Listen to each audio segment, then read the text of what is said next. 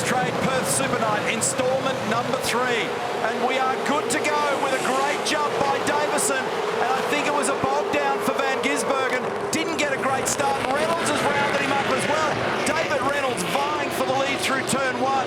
But Davison has bolted. What a ripping start. And what a great job by David Reynolds to get round the outside and ease his way back in front of Van Gisbergen. Beautifully done.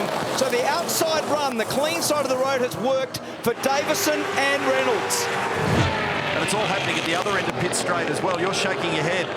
There's so much biff and barge going on here at the moment. They're honestly, it's like they've had too many red cordials, the boys. Yeah, well, it was relatively quiet in that regard last night, but they certainly sorted that out into our second race earlier on today. Have a look at the slides. Look at that slide. Look at them. Oh, now they're all rotating. Wow. Thomas Randall, whoa. Van Gisbergen looked like it had a bit of understeer, battling for front grip, but Davison looked like he was battling for rear grip, didn't it? So he was having a fair slide around the left hand at turn 4. Race Control's having a look also at Winterbottom and Randall, and that'll be what happened over the top of the hill, no doubt. So they'll need to undo some of the data there. And James Courtney's come in as well now, so he's taken himself out of the queue. He might get an undercut benefit here. So meantime, Van Gisbergen, forget about what the number is. He's all on him at the moment. Oh my God, that's close when that happens. So once you bump that inside curve and you lose control of where the car lands, he's obviously around wide now, and Jack Smith's trying to lob up alongside, but Jack's on the dirty side as he turned to the right.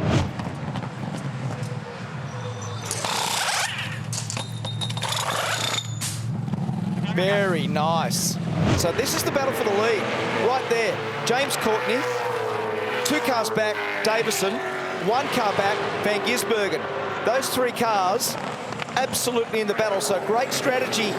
Oh, massive lock-up for Thomas Randall. He almost drilled the back of Shane Van Gisbergen with a really nice run. And Van Gisbergen gets it done, and here comes Davison to do a similar thing. He had to flick to the left, Van Gisbergen. He gathered it back up. He was sliding the car to the final corner. He moves it right to the inside, blocks that off, and here comes Davison again. Here's the replay of what happened to Thomas into 1. Big, big, big lock-up.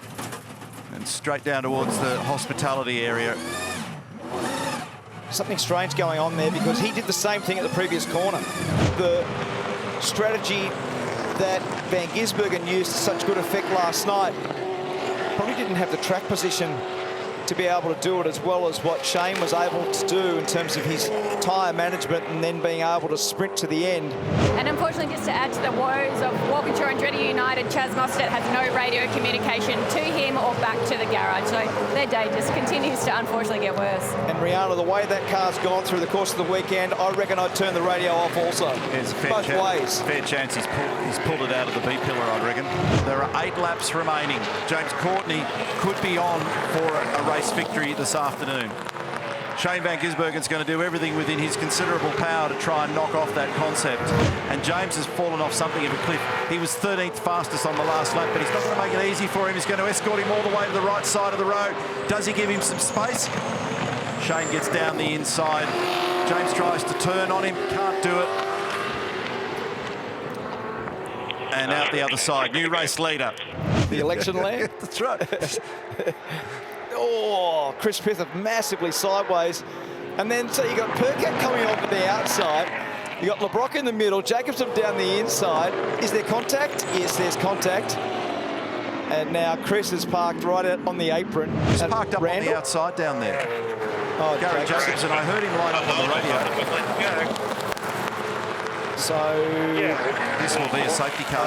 That's a bad spot. I'm just saying, James Courtney's in a bucket load of trouble here, and Di Pasquale is the bloke with the freshest tyres. He's going to come at them all. I don't reckon James cares. He's going to have a crack.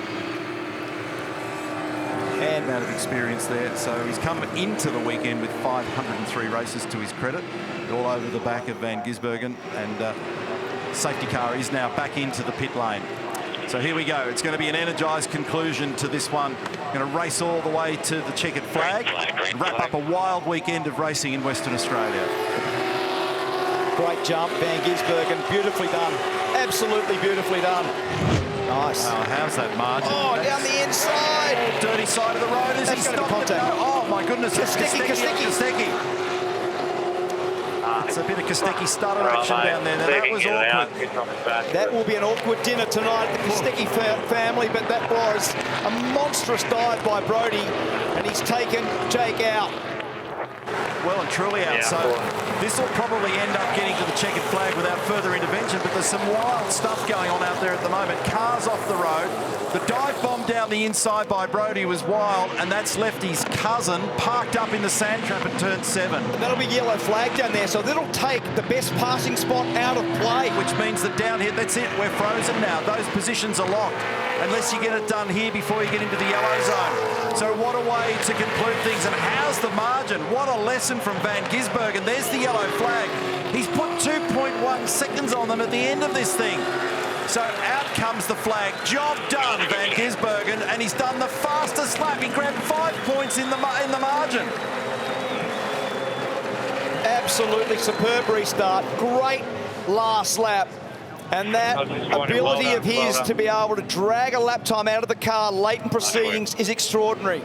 54.85. Bonus points for Van Gisbergen. Great job, James Courtney. No wonder all those guys at Tickford are so wrapped, because he was able to hang on. That yellow flag may have saved him, but he's done it. Great job, James. It is an awesome performance. It's been a while coming. It's been nice to have him last time, but thank you. It was a beautiful drive by James, and controlled earlier in the race, and really probably confirmation of what we saw at the AGP. We saw great speed from him down there, and that's a nice relief. And he went within an ace of being able to win that race. But it's another huge performance from Van Gisbergen. And in the back-end margin of the race, where there's next to nothing of it left, he's been able to do the fastest lap and get those bonus points of 54.85. Well done. So that puts a smile back on the faces of everybody. Sam Scafidi, Matt Roberts in the background there as well. So a little bit of pleasure in what's been an otherwise difficult day for those guys earlier on when Cam Waters got that penalty. But rear tyres look a bit second-hand now on the back of Shane Van Gisbergen's car. Oh, well, I'm tipping they were probably never going to reuse them anyway. They would have absolutely destroyed. Yeah, that's going to be a coffee table at the end of that, wasn't it? Frustration for Jake Kostecki. Bit of a shame, because he's put together a really solid weekend. Let's confirm our results. Shane Van Gisbergen gets home after that safety car intervention by just under 2 seconds.